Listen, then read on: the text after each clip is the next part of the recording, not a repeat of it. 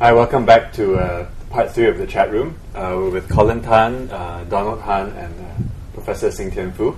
In this part, we're going to talk about cooling measures. I think if you look at the overall objectives of trying to cool the property market, I think the government by and large have already achieved their objective. We're now beginning to see pretty much a marginal increase in prices compared to huge double-digit year-on-year price increases in the last 2 years in that sense.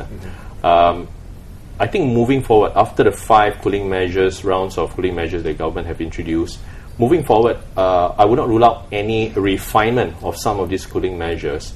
In particular, these measures are going to be focused more on using surgical knife rather than a huge sledgehammer.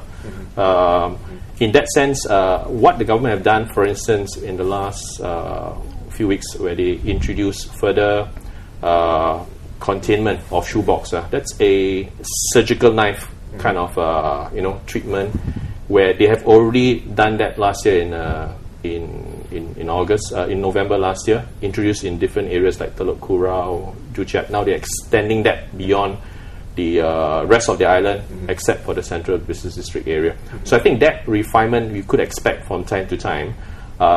And I think they will continue to monitor the market to see where, in particular, that needs to be further refined, fine-tuned. We're entering into generally a more softer policy stand, which means I don't think we probably will see too huge measures that are going to be introduced, if any at all, if the market continues at current pace in terms of price increases.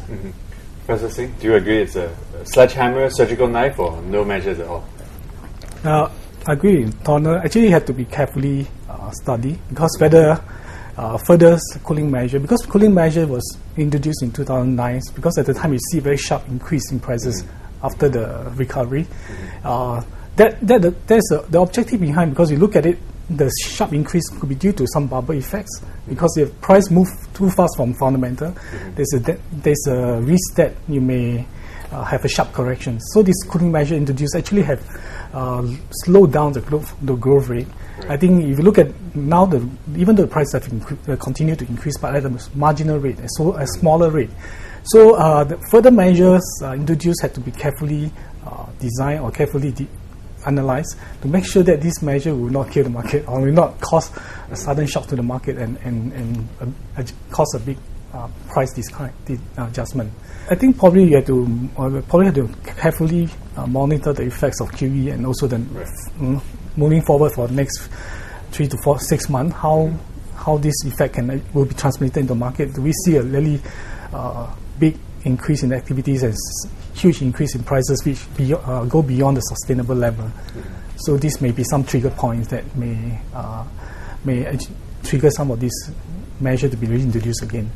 So yeah, there's we can't rule out this possibility. Sure, can't rule it out. Colin? I think the 5 sets of cooling measures have basically covered every angle, in the sense that I don't think there's going to be any more, because price stability has returned, and I think that's most important for any government, is to maintain price stability, because then people can decide what to do, because if prices are running up or running down, you will cause people to hesitate or to buy ahead of demand, and so it distorts decision making. But when prices are stable, well, you can be for certain, you know whether you should buy or not, because if prices are rising, then you might want to advance your purchases, and if prices are declining, you may want to postpone your purchases. So price stability should be the objective, and I think they have achieved that. So in that sense, there's also ample supply, and I think at the moment I don't see any need for cooling measures.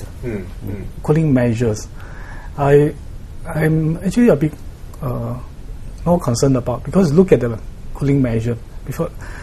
There are 4 to 5 rounds of cooling measure being introduced in the past. You have measure that control an LTV, measure that impose a stamp duty, seller stamp duty, buyer stamp duty. Moving forward, whether these measures are still effective, whether the same group of buyers are still driving the market.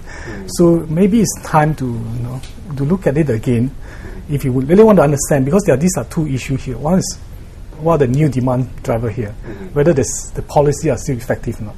So for the governments, it probably it's time to review it. Since 2009, the first policy introduced, I think it have been 2 years.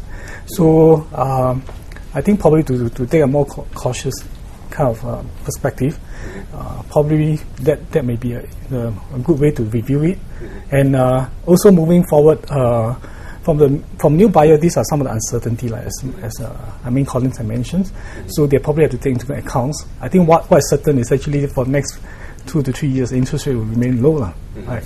So policy uncertainty, these are the things that are difficult to predict at this moment. So you have to really, if you're looking at buying house for longer term, occupations and investment, then the short-term fluctuation of short-term kind of impact shouldn't affect your buying decisions if you're looking at longer-term horizon.